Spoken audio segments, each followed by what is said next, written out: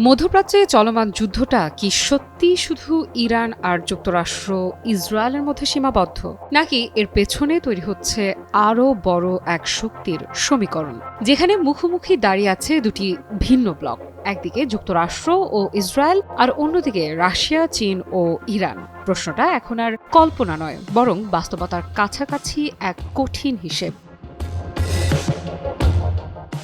বিশ্লেষকদের মতে বর্তমান উত্তেজনার পেছনে সবচেয়ে বড় শক্তি হয়ে দাঁড়িয়েছে তথ্যযুদ্ধ, অর্থাৎ ইন্টেলিজেন্স বা গোয়েন্দা তথ্যের লড়াই। আর এই জায়গাতেই যেন যুক্তরাষ্ট্রের জন্য পরিস্থিতি আরও জটিল হয়ে উঠছে, কারণ ইরান এখন আর একা নয়, তার পাশে রয়েছে রাশিয়া ও চীনের মতো শক্তিধর মিত্র, যারা সরাসরি যুদ্ধে না নামলেও তথ্য, প্রযুক্তি ও কৌশল দিয়ে যুদ্ধের ময়দানকে বদলে দিচ্ছে।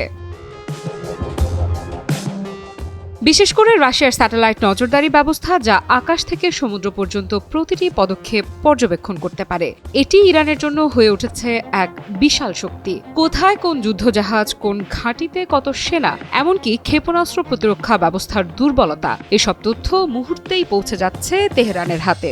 ফলে আঘাত হানার আগে ইরান জানছে তার লক্ষ্যবস্তুর প্রতিটি খুঁটিনাটি। অন্যদিকে চীন দিচ্ছে প্রযুক্তিগত সহায়তা, সাইবার সক্ষমতা এবং ইলেকট্রনিক ওয়ারফেয়ার। এই দুইটি খাতে চীনের সহায়তা ইরানের যুদ্ধ সক্ষমতাকে নতুন মাত্রা দিয়েছে। শত্রুর রাডার অকার্যকর করে দেয়া, যোগাযোগ বিচ্ছিন্ন করা, এসব এখন আর শুধু বড় শক্তিগুলোর একচেটিয়া ক্ষমতা নয়। ফলাফল কি?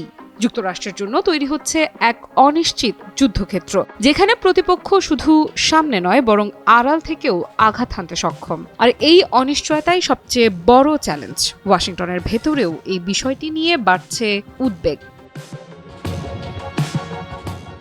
ইসরায়েলও বিষয়টি খুব কাছ থেকে পর্যবেক্ষণ করছে, কারণ ইরানের শক্তি বাড়া মানেই তাদের নিরাপত্তা ঝুঁকি বাড়া। বিশেষ করে যদি রাশিয়া ও চীনের গোয়েন্দা সহায়তা অব্যাহত থাকে, তাহলে ভবিষ্যতের যে কোনো সংঘাতে ইসরায়েলের জন্য পরিস্থিতি হয়ে উঠতে পারে আরও কঠিন।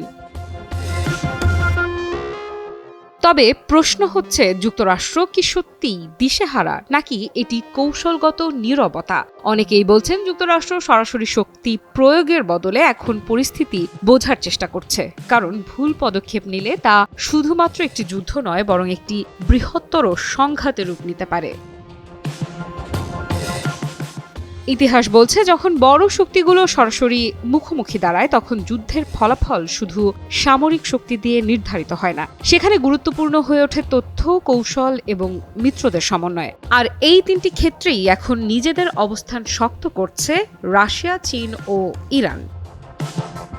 আফ্রিদা ইফরা, নিউজ 24।